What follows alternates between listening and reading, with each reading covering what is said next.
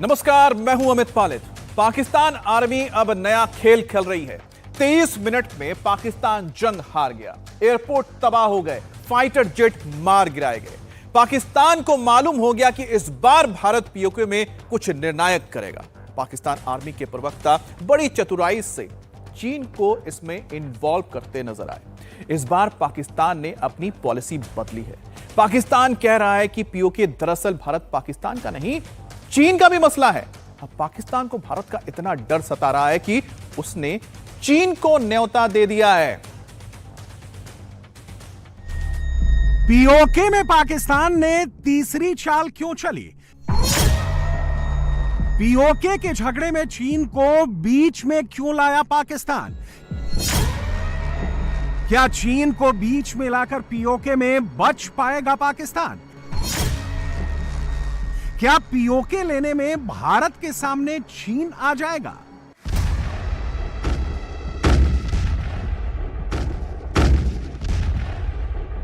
PoK में पाकिस्तान की उल्टी गिनती शुरू हो गई है। मुनीर की फिदाइन आर्मी और शहबाज की प्रोपेगेंडा मशीनरी को डर सताने लगा है कि पीओके से उन्हें जल्द ही बोरिया बिस्तर समेटना होगा।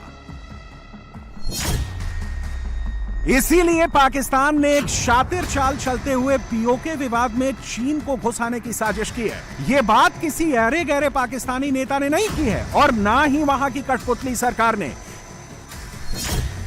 यह बात मुनीर के right hand Pakistan inter services public relations के महानिदेशक अहमद शरीफ चौधरी ने कही है। चौधरी ने एक इंटरव्यू में कहा है कि कश्मीर कंट्रोवर्सी में चीन भी एक पक्ष है।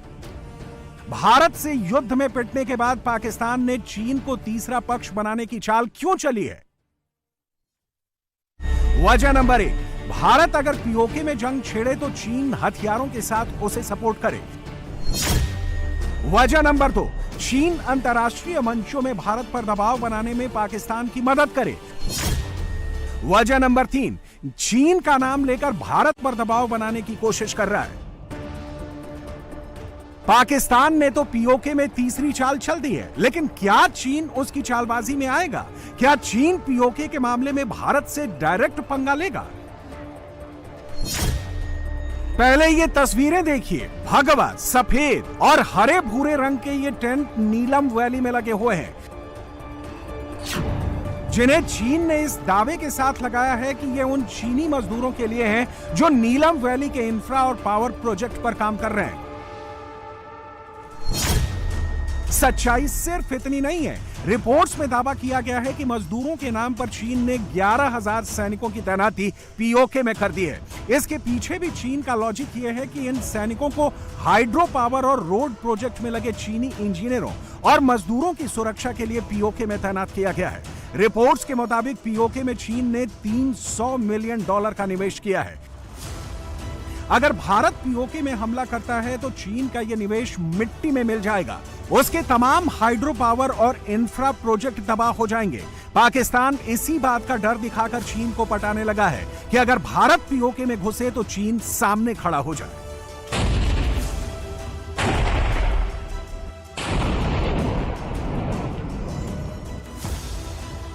क्या पाकिस्तान के बहकावे में चीन आ जाएगा? पीओके में चीन क्या क्या कर रहा है जिसे पाकिस्तान सोच कर बैठा है कि वो जरूर भारत के खिलाफ खड़ा हो जाएगा और उसे बचा लेगा?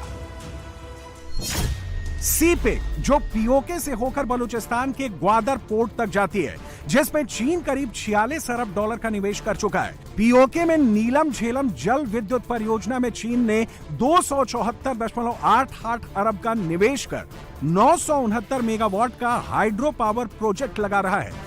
पीओके में चीन 1100 मेगावाट की कोहाला हाइड्रो प्रोजेक्ट लगा रहा है। इसके अलावा 15 छोटी हाइड्रो पावर की यूनिट भी चीन लगा रहा है। गिलगित बाल्टिस्तान में चीन 1300 किलोमीटर लंबे काराकोरम राजमार्ग में मोटा निवेश किया है। गिलगित बाल्टिस्तान में जगलोट से स्कार्दू तक सड़क को 20 मीटर चौड़ा किया गया है। पीओके में चीन का कुल निवेश करीब $65 अरब से ज्यादा का है। भारत से डरा पाकिस्तान धीरे धीरे पीओके में चीन का स्टेक बढ़ाता जा रहा है। इसकी तस्दीक पीओके की सड़कों पर लगे ये साइनेज कर रहे हैं, जिसमें उर्दू के साथ चीनी भाषा में भी लिखा गया है।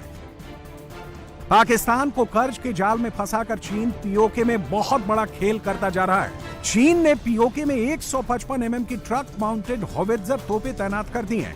इन तोपों को एलओसी पर कई जगह देखा गया है।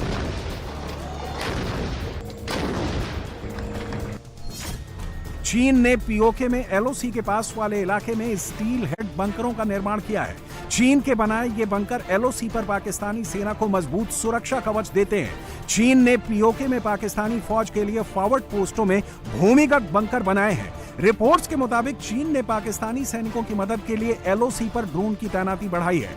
एलओसी के आसपास इनक्रिप्टेड संचार टावर लगाए हैं जो भूमिगत केबल बिछाने का काम कर रहा है। इसके अलावा चीनी रेडार सिस्टम JY और HGR को मध्यम और कम ऊंचाई वाले टारगेट का पता लगाने के लिए तैनात किया गया है। पाकिस्तान और चीन इन्हीं के जरिए एलओसी पर भारतीय सुरक्षा बलों के मूवमेंट को ट्रैक कर रहे हैं। अब सवाल उठता है कि भारत कैसे पीओके से पाकिस्तान को खदेड़ सकता है।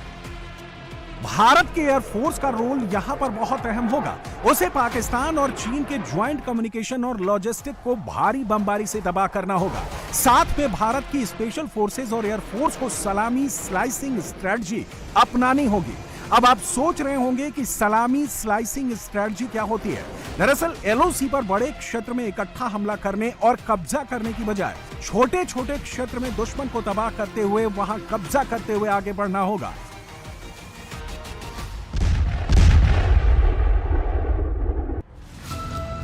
भारत को नीलम वैली, लीपा वैली और झेलम कॉरिडोर में सबसे मुश्किल लड़ाई लड़नी पड़ेगी।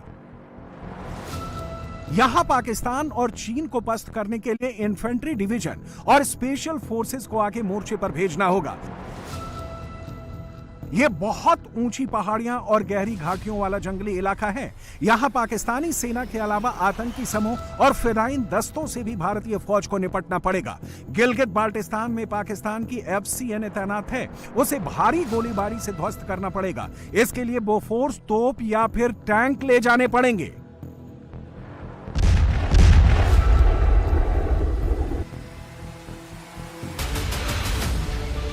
पीओके से पाकिस्तान, चीन की ज्वाइंट फोर्स को मार भगाने के लिए भारत कौन से साधन इस्तेमाल कर सकता है?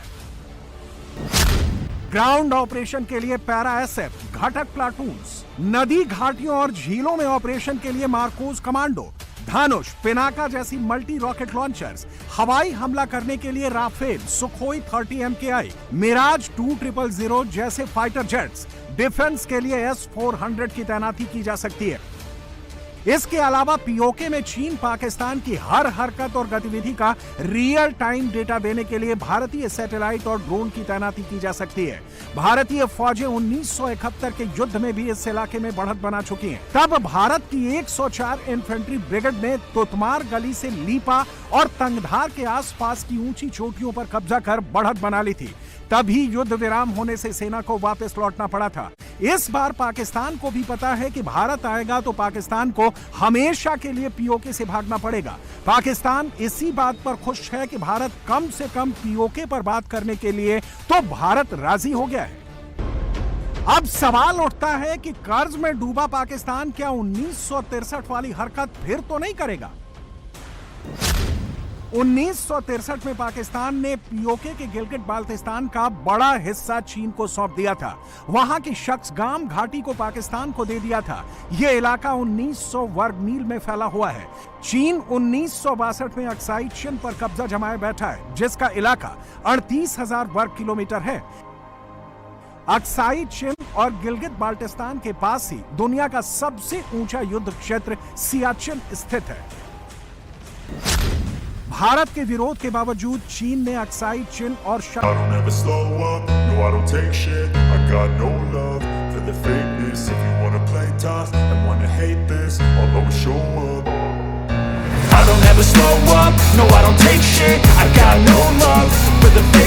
If you wanna play tough and wanna hate this, I'll always show up and make a statement. I don't ever slow up, no I don't take shit. I got no love for the fakeness. If you wanna play tough and wanna hate this, I'll always show up and make a statement. Everything I do so instinctive and so passionate. Every word I move so descriptive like an adjective. I got a vendetta against people who patented being negative when you should be getting after it.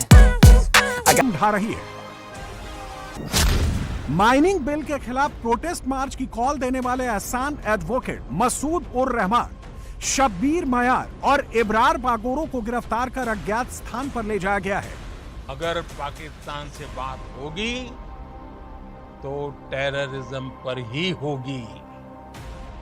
प्रधानमंत्री मोदी के कड़े रुख के बाद पाकिस्तान को समझ में आ गया है कि ना सिर्फ पीओके बल्कि गिलगित बाल्टिस्तान से भी उसे बोरिया बिस्तर उठाकर भागना पड़ेगा। इसलिए पाकिस्तान अब चीन के पैरों पर लौटने लगा है। भारत जिन इलाकों को विवादित मानता है, पाकिस्तान उसे चीन को सौंपकर अपनी जान छुड़ाने की कोशिश में जुटा है। पाकिस्तान इसके बदले में और एडवांस चीनी हथियार और कर्ज चाहता है। पिछले 5 साल में पाकिस्तान ने 81% हथियार चीन से खरीदे हैं। इनमें डिफेंस सिस्टम और मिसाइलें भी शामिल हैं। इनका हश्र क्या हुआ, ये पाकिस्तान देख चुका है। उसके आतंकी अड्डे और एयरबेस को चीनी डिफेंस सिस्टम बचा नहीं पाया। चीन के अलावा पाकिस्तान ने कई विदेशी मुल्कों को भी पीओके जैसे विवादित क्षेत्र में निवेश कराया है। सऊदी अरब ने यहां एक यूनिवर्सिटी में निवेश किया है। तुर्की ने सरकारी कार्यालय बनवाए हैं। कुवैत ने इंफ्रास्ट्रक्चर प्रोजेक्ट में $100 बिलियन खर्च किए हैं। चीन के अलावा करीब 1000 विदेशी नागरिक भी यहां काम कर रहे हैं। भारत का ट्रेलर देखकर पाकिस्तान इस कोशिश में है कि जो भी पीओके और गिलगित बाल्टिस्तान में मिल जाए उसे समेट कर वो निवेश करने वाले देशों को उनके हाल पर छोड़कर 9-2-11 हो जाए, और जब भारत हमला करे तो ये देश उसकी मदद करे।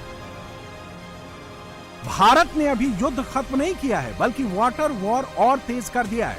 रॉयटर्स की रिपोर्ट के मुताबिक पहलगाम हमले के बाद भारत ने चेनाब, झेलम और सिंधु नदियों पर चल रहे प्रोजेक्ट के काम को और तेज कर दिया है। चिनाब नदी पर बने रणबीर डैम की लंबाई 120 किलोमीटर की जा रही है। इसके पूरा होने पर भारत झेलम का 150 क्यूसेक मीटर पानी मोड़ सकता है। अभी सिर्फ 40 क्यूसेक पानी ही भारत मोड़ पाता है।